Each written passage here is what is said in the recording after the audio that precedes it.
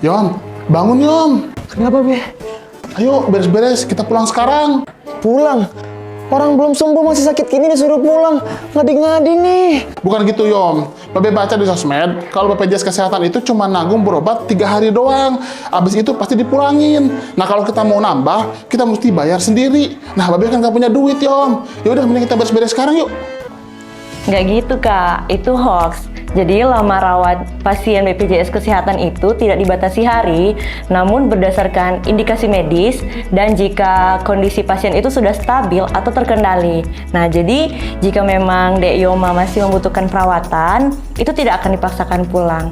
Oh gitu, tapi kalau ternyata terjadi di lapangan, peserta dipulangkan sebelum waktunya, itu gimana ya Kak?